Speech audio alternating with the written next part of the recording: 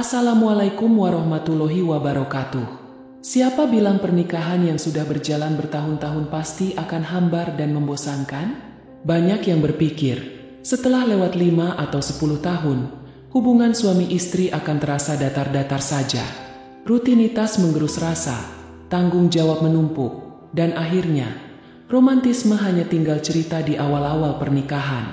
Padahal, kebosanan itu bukan akhir dari segalanya. Justru disitulah tantangan sekaligus kesempatan buat kita untuk menciptakan momen baru yang lebih hangat dan bermakna. Pernikahan itu ibarat tanaman. Kalau tidak dirawat, disiram, dan dipupuk, ya wajar saja kalau kering dan layu. Tapi, kalau dirawat dengan hati-hati, tumbuhnya bisa makin rimbun dan indah, meskipun usia pohonnya sudah tua.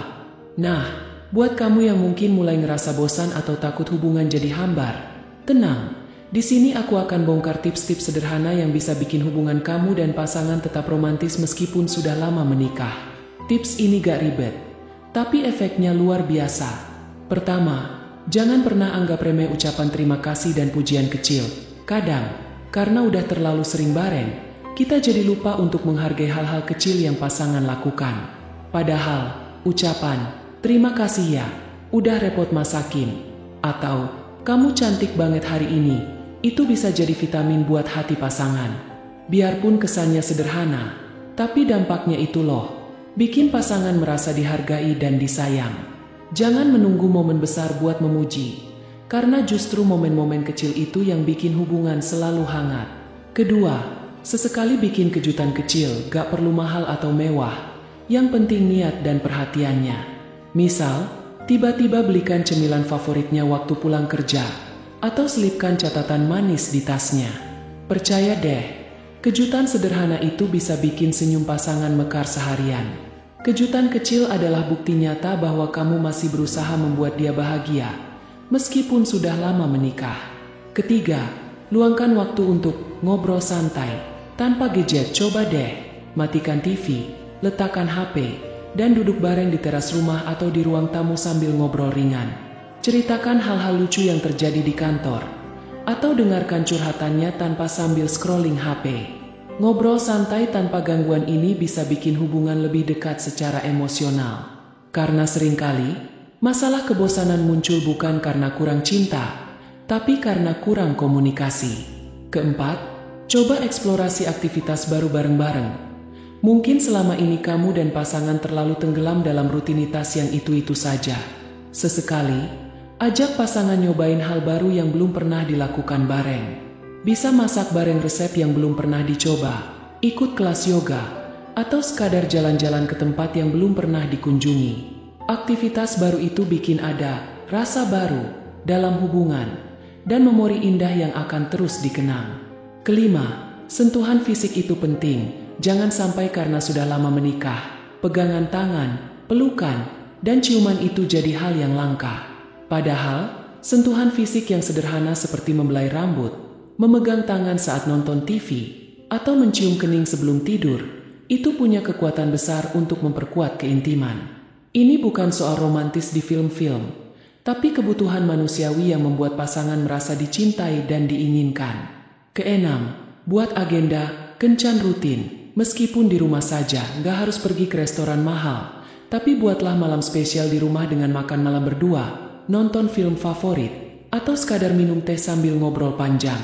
Yang penting, momen itu khusus untuk kalian berdua, tanpa gangguan pekerjaan atau anak-anak. Ini semacam refresh buat hubungan, biar selalu ada waktu berkualitas yang dinikmati bersama. Ketujuh, jangan sungkan meminta maaf dan memaafkan. Salah satu penyebab kebosanan dalam pernikahan itu adalah karena hati yang penuh dengan unek-unek yang gak pernah diselesaikan. Ego kadang bikin kita malas minta maaf duluan. Padahal, hubungan itu bukan soal siapa yang menang atau kalah. Minta maaf dan memaafkan itu adalah bentuk kedewasaan dan kepedulian kita untuk menjaga perasaan pasangan. Kedelapan, saling dukung mimpi dan hobi pasangan. Banyak pasangan yang jadi bosan karena merasa tidak didukung atau dihargai impiannya. Coba deh tanya pasangan, apa mimpi atau hobi yang ingin dia jalani? Tawarkan bantuan atau sekadar support agar dia bisa mewujudkan hal itu.